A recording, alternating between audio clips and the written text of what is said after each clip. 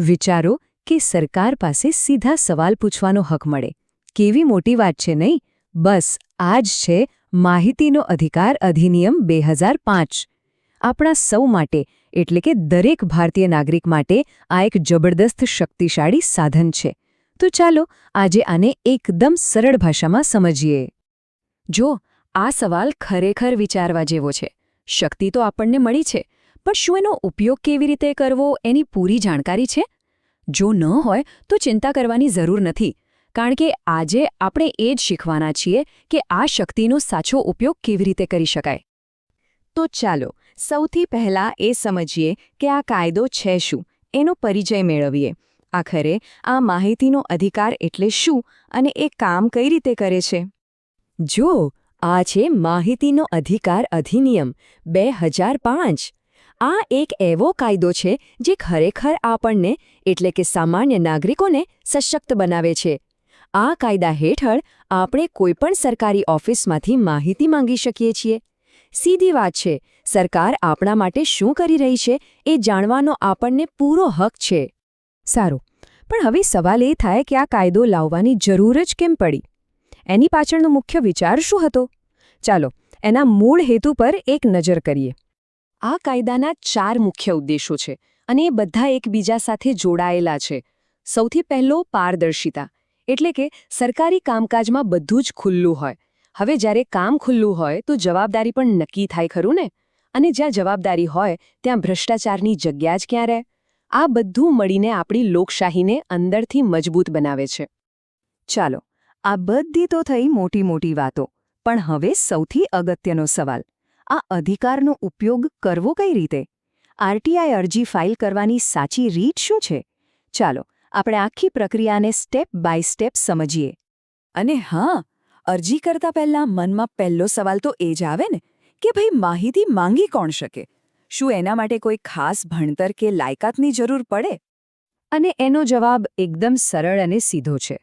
ભારતનો કોઈ પણ નાગરિક. કોઈ ફરક નથી પડતો કે વ્યક્તિ ક્યાં રહે છે, શું કામ કરે છે કે કેટલું ભણેલો છે.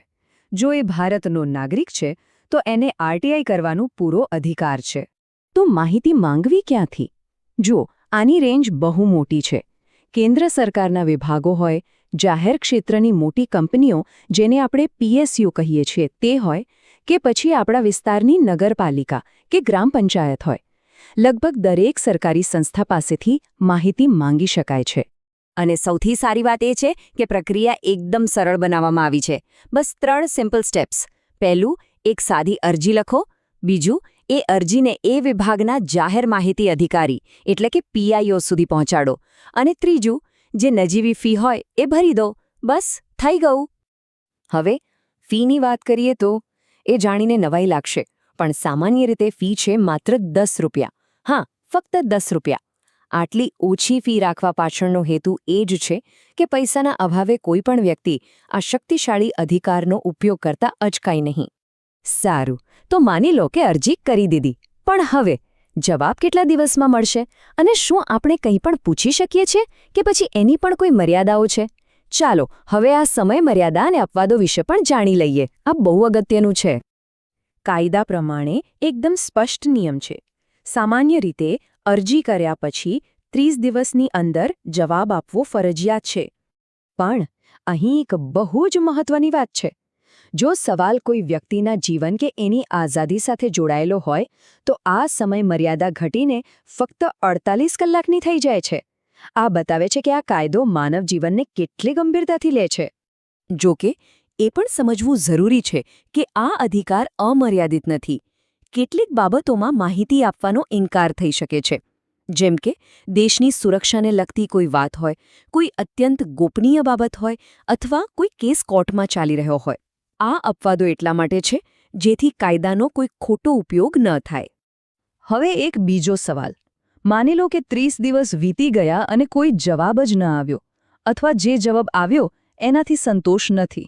તો શું? શું બધું અહીં જ પૂરું? ના, બિલકુલ નહીં. એના માટે પણ કાયદામાં રસ્તો બતાવવામાં આવ્યો છે. આવી પરિસ્થિતિમાં અપીલ કરી શકાય છે.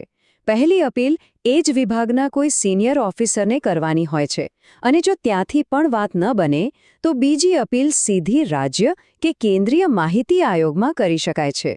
આ આયોગ આ કાયદા હેઠળની સૌથી મોટી સત્તા છે. તો ચાલો આટલી બધી વાતચીત પછી ફટાફટ એવા મુદ્દા ઉપર નજર નાખી લઈએ જે બિલકુલ ભૂલવા જેવા નથી. અને હા, ખાસ કરીને જે લોકો સ્પર્ધાત્મક પરીક્ષાઓની તૈયારી કરી રહ્યા છે તેમના માટે આ વિભાગ ખૂબ જ કામનો છે. અહીંથી સીધા પ્રશ્નો બની શકે છે, તો બરાબર ધ્યાન રાખવું. જુઓ, આ ટેબલમાં આખા કાયદાનો નિચોડ છે.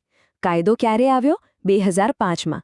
સામાન્ય જવાબની સમયમર્યાદા 30 દિવસ. જીવન અને સ્વતંત્રતાનો મામલો હોય તો ફક્ત 48 કલાક. અરજી ફી માત્ર ₹10. મુખ્ય અધિકારી કોણ? PIO એટલે કે જાહેર માહિતી અધિકારી. અને સૌથી ઊંચી અપીલ ક્યાં થાય? કેન્દ્રીય માહિતી આયોગ એટલે કે CICમાં. આટલું યાદ રહે એટલે ઘણું. અને છેલ્લે આ એક વાક્યમાં આખા કાયદાનો સાર આવી જાય છે. RTI 2005 એટલે શું? એ છે નાગરિકનો માહિતી મેળવવાનો અધિકાર અને સરકારના કામમાં પારદર્શિતા.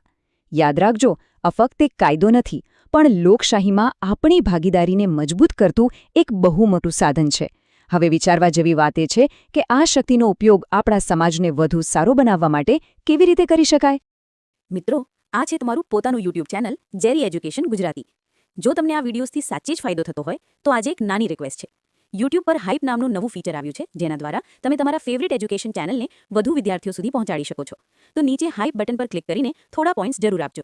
તમારો આ એક સપોર્ટ આ વિડીયોને હજારો વિદ્યાર્થીઓ સુધી પહોંચાડશે અને મને આવી જ ક્વોલિટી કન્ટેન્ટ બનાવવા માટે મોટિવેશન આપશે.